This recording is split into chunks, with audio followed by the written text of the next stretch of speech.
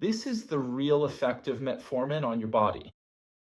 Does metformin cause cancer? Or can it prevent cancer? And what about fatty liver? Does it have any effect? Is it true that people with weak kidneys can't use metformin? Or that people taking metformin can't get certain tests done? Which vitamin should you be especially careful with? When it comes to metformin, which can cause a serious deficiency, actually a lot of signs and symptoms in your body, can any medication interact with metformin, either increasing or blocking its effect?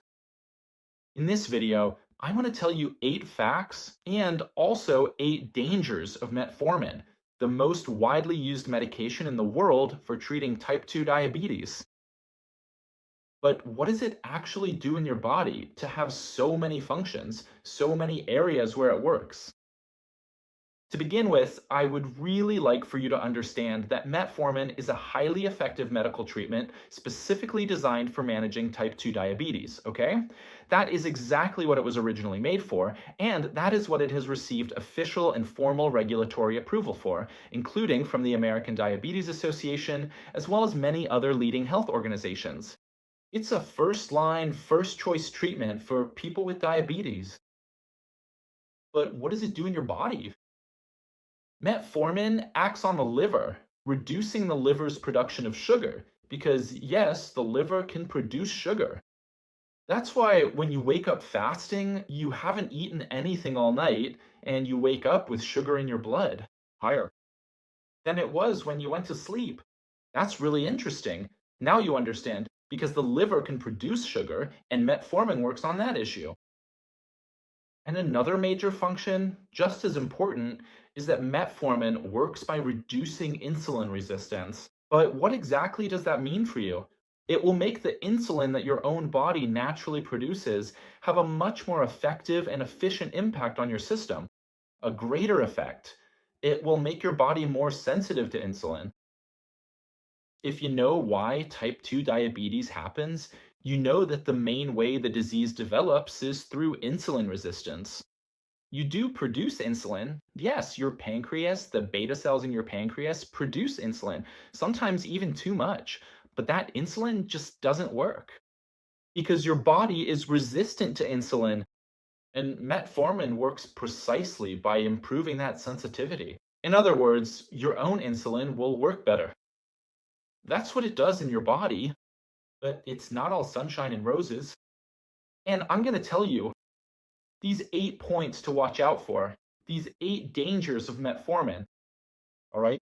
And what are these 8 dangers? And 8 facts about the most prescribed medication in the world, metformin. The first fact is that you need to be very careful if you're going to have any kind of contrast exam, iodinated contrast.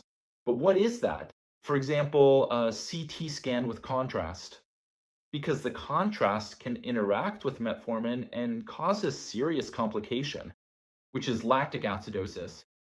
So every time you're going to have an exam with contrast, or if you don't know whether there will be contrast at the time of the exam, which happens a lot, you should always let the clinic know. I use metformin, and they will guide you on what you should do, whether you can have the exam or not, and what specific precautions you need to take for that exam.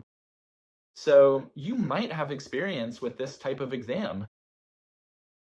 The second concern is about metformin and weight. Does metformin make you lose weight or does it make you gain weight? What does science really say about this? Metformin has a neutral effect on weight. What does that mean? It means it doesn't make you gain or lose weight. What we are observing here are specific individual effects that vary from person to person. Some people, particularly during the initial phase of the first few weeks of use, tend to lose a significant amount of weight quite rapidly. But why is that? Because metformin can cause a certain degree of abdominal discomfort, diarrhea, burning sensation, these gastric changes. In fact, this is the main effect of metformin. The main side effect, and the most common one, is the gastrointestinal changes.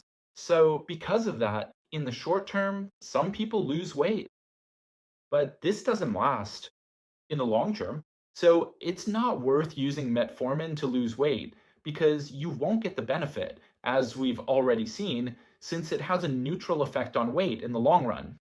That's it. You'll just have the risks of taking another medication and the interactions it can cause with other drugs, even within your own body, okay? So it doesn't make you gain weight, it doesn't make you lose weight, and it shouldn't be used for weight loss or for fat reduction. When it comes to the liver, a lot of people ask, can metformin really remove fat from the liver? And the answer is no. There is no scientific approval for that. What often happens is that fatty liver and diabetes go hand in hand. They share many risk factors, like obesity, for example. So, a lot of people are diagnosed with diabetes and also have fatty liver. So, frequently, you'll find people with fatty liver taking metformin, but that's not what it's for, okay? They're using it because of type 2 diabetes. The third risk, and this one, you can actually avoid it. Do you remember when I talked about the side effect, which is the intestinal upset? So, yes, metformin can cause heartburn and abdominal discomfort, but there's a trick to help you avoid this side effect. Actually, there are two tricks. The first is to take it after a meal, okay? Studies show that you'll have fewer gastrointestinal side effects if you take it after eating. Oh, so that's why the doctor told me to take it after food. The answer is yes, that's right. If you make sure to take it specifically after your meals, you will likely find that you have significantly fewer of these uncomfortable gastrointestinal symptoms, such as nausea or stomach upset. Now, the second thing that you can do to effectively avoid this side effect is to switch over to using the extended release formulation, which is commonly known as the XR version of the medication, as it releases the drug much more slowly into your system. Or in some countries, it's called ER, okay? This way, and this is scientifically proven, you'll also have fewer of these side effects. Many times, people stop using it, even though it's a safe and inexpensive medication. It's widely prescribed because of the gastrointestinal side effects, and this way, you can reduce that. Have you ever had these gastrointestinal side effects? What did you feel? Do you use metformin? What was it prescribed for? Why did your doctor prescribe it for you? Right here in the comments. And also tell us which part of the world you're speaking from. Which city are you from? I'm speaking from Porto Alegre. And the fourth fact about metformin is metformin and cancer. Does metformin cause cancer or prevent cancer? This is a topic that's often discussed. It keeps coming up, and then everyone starts saying, oh, so I heard that metformin causes cancer, or that metformin prevents cancer. First, I can confidently tell you, based on scientific studies, that metformin does not cause cancer. So if you were worried about that, you can relax, because it does not cause cancer. And does it protect you? Well, some small studies have shown that metformin may slightly reduce some types of cancer, but these are small studies, and there isn't any study, a large one, that would allow me to tell you here that metformin can protect against cancer, okay? So up to now, it doesn't cause cancer, and it also doesn't prevent cancer. What we have are isolated, smaller studies that aren't strong enough to really prove anything. Understood? Number 5, does metformin cause hypoglycemia? Why? Because you probably know someone who took metformin and felt sick from very low blood sugar. So let's answer that. Metformin does not cause hypoglycemia. Why not? It works by making your body more sensitive to insulin and also acts on the liver. It doesn't work by increasing insulin production. Unlike some medications, for example, those can actually cause hypoglycemia, or even insulin itself, for example. But why do we always hear this story? Ah, I took metformin and I felt sick because my blood sugar was really low. Many times, the person is already taking a medication that can cause hypoglycemia, really low blood sugar, and then when they start taking metformin, that other medicine becomes more effective. But it's not because of the metformin, it's actually due to the interaction with those other medications, okay? There's also another type, which isn't true hypoglycemia, but rather just a sensation. You experience the signs and symptoms of hypoglycemia, shakiness, cold sweats, palpitations, but that's because many patients end up getting used to, let's say, having very high blood sugar. So, when your blood sugar levels return to normal, not hypoglycemic levels, but just normal, the body can feel that drop and show some signs and symptoms of hypoglycemia. But it's not a true hypoglycemia, so to speak. It's not because your blood sugar is actually too low. It's because your body was used to having very high blood sugar. When your blood sugar returns to normal, you might experience these signs and symptoms, okay? And danger number six, and you really need to pay close attention to this one, is about vitamin B12 deficiency with metformin. Because metformin can affect the absorption of vitamin B12. And vitamin B12 is essential for our central nervous system. It's important for the production of blood cells. It has several functions. Vitamin B12. And yes, metformin can increase your risk of vitamin B12 deficiency. In some groups, the risk is even higher, so you need to be even more careful. And there's a big catch, a real gotcha here. A lot of doctors, in fact, fall for this trap, which is about when you get your tests done. The test for metformin and vitamin B12. So what happens? The person starts taking metformin, and then after about 3 or 6 months, they do a vitamin B12 test, and the results come back normal.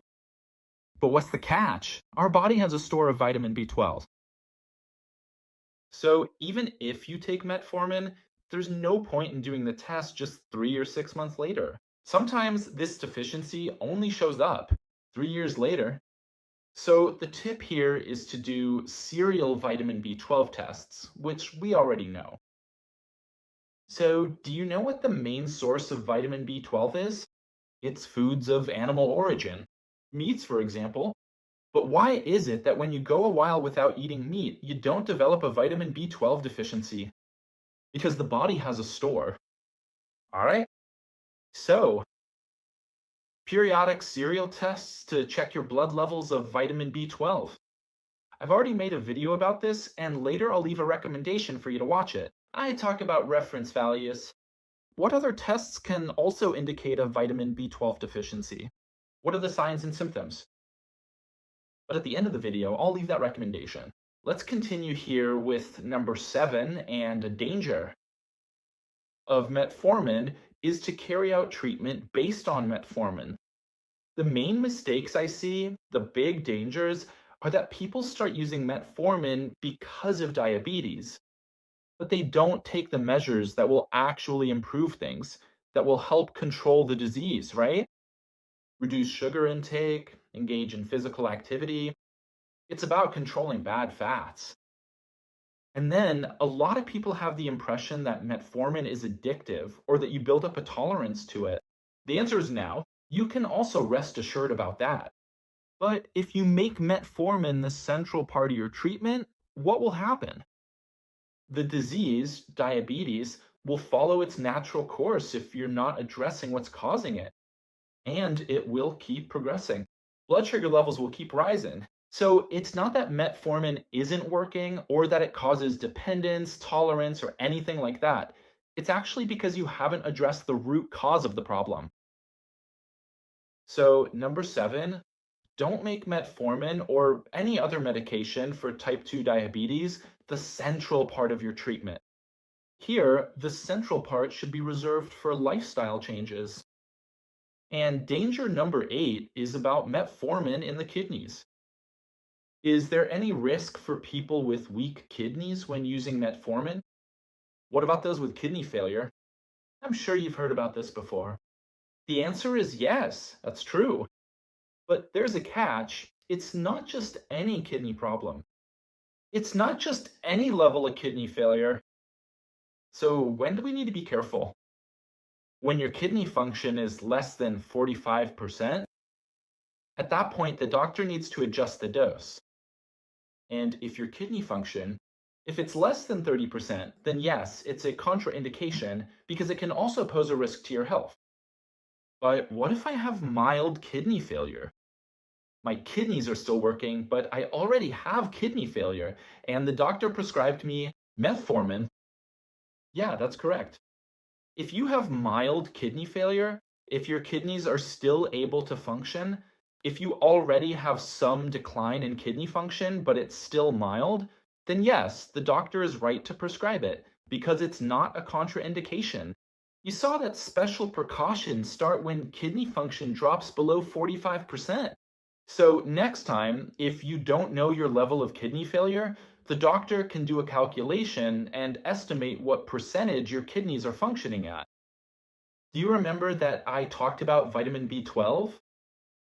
I was going to recommend a video to you about that. So, I've already made a video about vitamin B12 deficiency, the values, tests, and precautions regarding this vitamin. If you click here, you'll be directed to that video.